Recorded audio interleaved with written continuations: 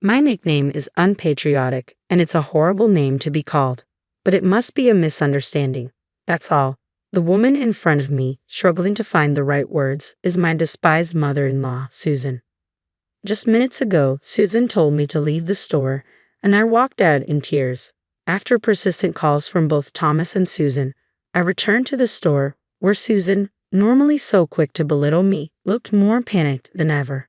She had just loudly told me to leave, calling me a stranger. What did she mean by that? I need an explanation. My name is Caroline, a 32-year-old office worker. I have been married to Thomas for 4 years, but we don't have any children yet. My life changed dramatically after the death of Thomas's father, Kingston. We were living in another state at the time. Kingston's sudden heart attack was a shock, and at his funeral, Thomas's uncle said to him, "You're the youngest and the only son. You'll return home eventually, right? Make sure Mom feels at ease."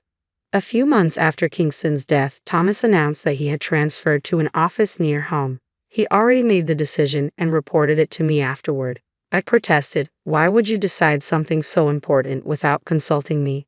To which Thomas replied, "I thought you'd object."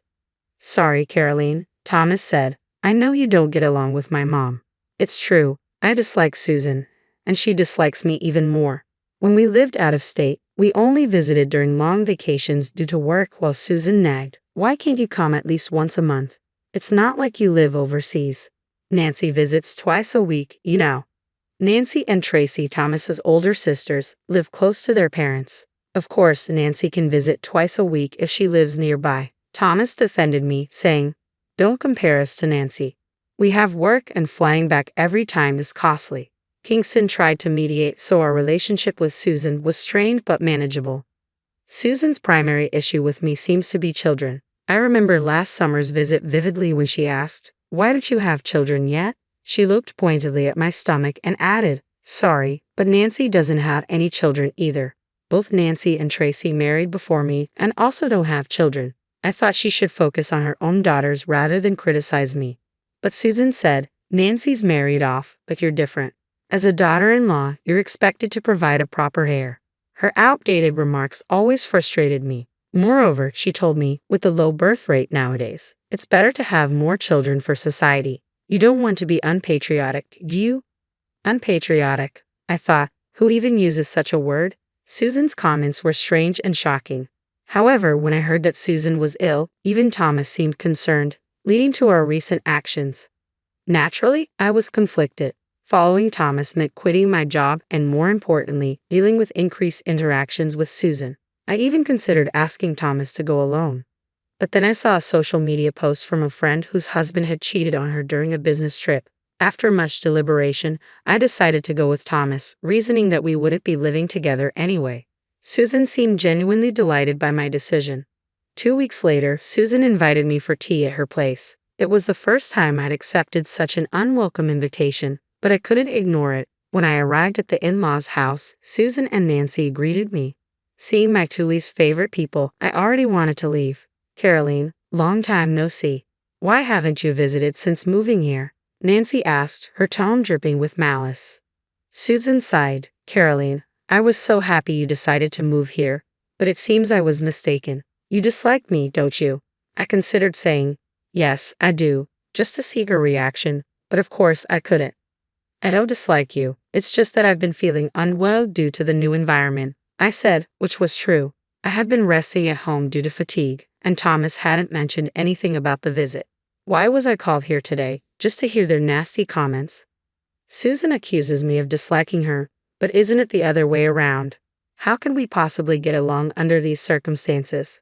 Nancy snapped, "How can you speak to mother-in-law like that? Apologize to her. Say you're sorry." I thought Susan would react with anger, but her response was unexpected.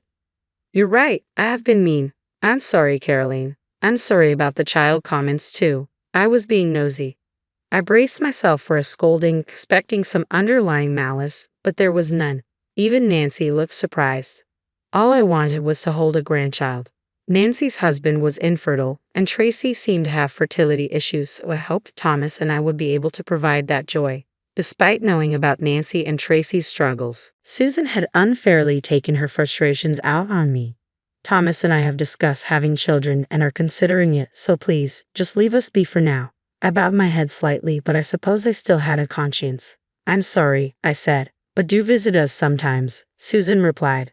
After that, Susan and Nancy started watching TV and having tea as if the earlier awkwardness had never happened. I like this announcer, she's so energetic and bright, Susan said, referring to her favorite local female announcer. I glanced at the TV, feeling a twinge of regret. Maybe if I had been more outgoing, things could have been different with Susan and her family. It was a silly thought, but I was glad to have shared my feelings today. Perhaps things could improve. However, my hopes were quickly dashed. That night, Thomas came home and immediately started yelling. I heard from Mom that you said you have no intention of getting along. Are you saying Mom was crying? I was bewildered. Why was Thomas reacting this way? After our conversation, he had waved goodbye with a smile, and now he seemed to be accusing me of something. Look, Thomas, it's a misunderstanding on Susan's part, I tried to explain. I told her I don't know how to be friends under these circumstances. You know about my relationship with Susan. How does that turn into me not wanting to be friends? I'm beyond astonished now. I'm just scared. Thomas completely believes Susan's version of events. His earlier smile now seems like a lie. I don't know what to do. I tried to explain, but Thomas didn't seem convinced. Then I received a message from Nancy. You were a bit cheeky with Mom. After all the effort of moving here, didn't you come prepared? If you're following me here, then you should be a bit more patient. Thomas looked at me as if to say, she should be more patient. Yes, I moved here for Thomas, but it was because I care about him, not just to appease Susan and Nancy. I wanted to be with him, and that was my priority. I looked straight into Thomas's eyes and said, but it's clear that Susan and the others might never like me. Maybe you should consider marrying someone Susan approves of. The word divorce slipped out before I could stop it, and for the first time, Thomas looked genuinely panicked. Wait, hold on. How do we jump to divorce? I just want you to get along better with my family. He didn't understand that his family might never accept me, which baffled me. It seemed Thomas didn't want a divorce, as the next day, he came home late from work. I talked to Mom, he said. She said it was a misunderstanding and apologized. What a fuss. He also mentioned that it was almost Susan's birthday. Thomas suggested, how about celebrating Susan's birthday at a fancy restaurant? If we say it was your idea, maybe Mom's view of you will change. He presented it as a great plan, but I suspected that Susan's twisted nature wouldn't make her genuinely pleased with such a gesture. Still, I agreed to handle the restaurant reservation and invited Nancy and others too. Make it for 7, I said. Thomas agreed, but I was filled with unease. As Susan's birthday approached, Thomas had been acting strangely for about a week, unusually cold and responding to my attempts at conversation with vague, disinterested answers. It felt very unpleasant. I wondered if something was wrong at work, but I would soon find out the real issue. When we arrived at the restaurant, Susan, Nancy, and their spouses were already there. Thomas and I were shown to our table, and a worker glanced at us questioningly, making me feel uneasy. Happy birthday, Susan, I said, but Susan didn't even look our way. Instead, she addressed the group. Thank you all for coming today. I'm blessed to be celebrated by my family. Her deliberate disregard felt like an insult. Nancy looked puzzled. Ha! I thought today was a family gathering, she said, glancing at me briefly. Tracy looked over worriedly. I realized then, I was being completely ignored. If that was the case, I'd simply ignore them in return and leave early. Just as I thought this, a worker approached our table awkwardly. I'm terribly sorry, but the reservation was for 6 people today. I distinctly reserved for 7, I said. Was there a mistake? No, it should be for 7, I insisted. That's what I told them over the phone. Oh yes, but about a week ago we received a call to change the number to 6 from a gentleman. The worker explained. I was confused and looked at Thomas in disbelief. Thomas said, yes, please service for 6. Everyone's here now. I was stunned. What? I exclaimed. Thomas turned to me, accusingly. I heard from Mom's side that you've been bad-mouthing our family a lot, saying I don't earn enough, and that I'm insensitive. You really had a lot to say, huh? It seemed that a week ago, when Thomas contacted Susan about the reservation, she filled his head with all sorts of lies. Foolish Thomas, without a doubt, believed her. Angry, he had called the restaurant, pretending to be me, and changed the reservation from 7 to 6. The restaurant, hearing the same last name, didn't question it. How could he be so easily deceived in such a short time? Was he really that gullible? With this realization, I felt that there was no point in me being there. Why was I even invited? When I confronted Thomas, demanding that he apologize to everyone present and reflect on his actions, Thomas did the unexpected. He insisted that I apologize to my namaz and then go home alone to think things over.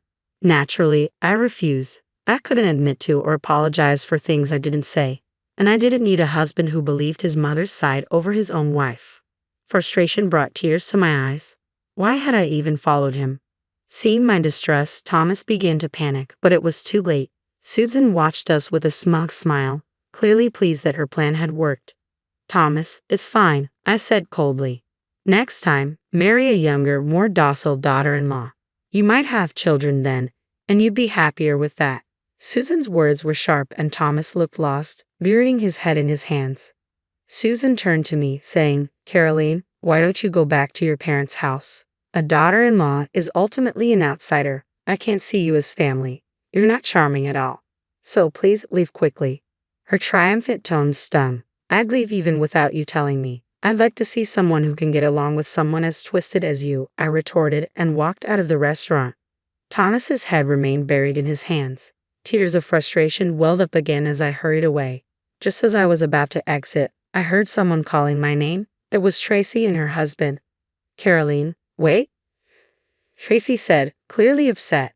I couldn't stand it anymore. Mom and Nancy haven't changed at all. I knew the gossip about you was false. When I said I was cutting ties, they just told me to do whatever I wanted. I'm sorry about Thomas. He's always been a puppet for Mom and Nancy. Tracy's voice was laced with genuine concern. My husband's job is finally settling, and we're moving soon. We've decided not to have kids, and about Nancy's side.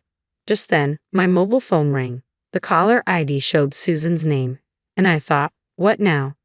As I was about to answer Susan's call, Thomas's name flashed on my phone. What now? I muttered. Tracy and her husband exchanged glances. If you want, Caroline, you might want to go back to the restaurant. You might see something interesting, Tracy suggested before they left, looking satisfied.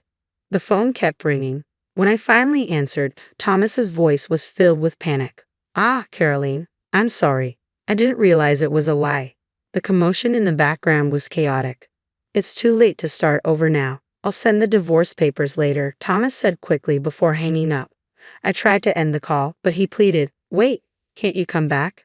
Please, it's a lifetime request. Thomas's childish plea almost made me laugh, but my curiosity about Tracy's cryptic words got the better of me. I decided to return to the restaurant. When I arrived, a crowd had gathered around Thomas's table. Speaking into a microphone was Susan's favorite female announcer. The scene was chaotic. No, that's not it. It's a misunderstanding, Susan stammered, clearly struggling for the right words. Thomas and Nancy looked awkward and uneasy. The announcer, holding the microphone, directed the question to Susan. You loudly said in the restaurant that Caroline is an outsider and should leave. What did you mean by that? Please explain in detail. Tracy's husband, along with the others who had been offended, had left the scene. The whole situation seemed bizarre. I began to understand. This was turning into a spectacle on TV. As I stood there, dumbfounded, I realized I had forgotten to confirm the reservation details. A worker noticed my confusion and approached. The scene earlier had indeed been quite chaotic. It turned out there was a TV recording scheduled at the restaurant that day. Although the dining area was semi-private, conversations were easily overheard. Sorry, can I have a moment for an interview? The worker asked. Not long after I left, the famous announcer appeared with a bright smile. Susan was clearly thrilled. I'm a big fan. An interview? Absolutely, she said enthusiastically. The interview's topic was daughter-in-law and mother-in-law issues. The announcer mentioned, we heard about the heated argument earlier. The daughter-in-law left in tears. What happened? Caught off guard by this unexpected question, Susan and Nancy's faces turned pale. They were clearly unable to discuss the embarrassing truth that they had lied to drive away their son's wife. Thomas spotted me and pleaded, Caroline, please, I can't let this shame be known. It was all my misunderstanding. He looked utterly pathetic, but I had no affection left for him. I turned my attention to Susan, who smiled and said, oh, we usually call each other Carrie. Ah, Carrie, come over here. I approached silently as she beckoned. The microphone was pointed at me. You say you call each other Carrie, but how does the daughter-in-law see her mother-in-law? The announcer asked. I've never been called that, I replied. I've been called unpatriotic several times for not having children, though that's due to Thomas and me not feeling ready or confident enough to raise children. We haven't even tried for over 2 years. That's what I was always told was grounds for divorce. I recounted how Thomas had initially supported me when I first got sick and had to take leave from work. I liked his kindness and followed him here, hoping a change of environment might help. But this was the result. I had no more tears left, no more attachment to Thomas. Seeing Susan and Nancy looking embarrassed and pitiful brought me a small measure of satisfaction. I wondered if this would be broadcast nationwide. As I prepared for the broadcast and anticipated celebrating Susan's birthday, I couldn't help but reflect on what a day it had been. Seeing Susan's distress expression, I couldn't help but smile. Well, since the daughter-in-law is considered an outsider, I guess I should leave. Goodbye, I said, savoring the moment as I exited the restaurant. Despite the shouts behind me, I walked away with a sense of satisfaction. In the end, Susan and her family managed to block the broadcast, so the footage never aired. However, the incident had gained enough attention to become the talk of the town, quickly spreading among relatives and acquaintances. After that day, I returned to my room, packed up, and went back to my parents' house. I sent the divorce papers to Thomas, but they weren't promptly returned. Considering it might be time to involve a lawyer, I was surprised when Thomas showed up at my parents' house. My father, Stephen, handled the situation with a firm demeanor. Thomas offered a heartfelt apology, saying he planned to cut ties with his family and would only believe in me from now on. But his words held little weight now. Stephen, usually a gentle man, was visibly injured. Why didn't you realize this sooner? What have you done to Carolyn all these years? Just sign the divorce papers and leave, he said sternly. Thomas, with a face full of regret, handed over the divorce papers, written in shaky handwriting. Despite the difficulty in reading them, the papers were processed successfully. It turned out that Nancy was the real cause of their infertility, though she had blamed her husband. Now close to divorce, she no longer had time to visit her in-laws. Thomas returned to his family home, living with Susan in a small town where they likely faced uncomfortable rumors for a while. For me, this was all in the past. After the divorce, I reconnected with a classmate from my hometown, and we married happily. We were soon blessed with a child, and now I have a 2-year-old daughter, and I'm expecting our second. My new mother-in-law is like an angel, so kind and supportive. Life is unpredictable, but right now, I'm living a happy and fulfilling life.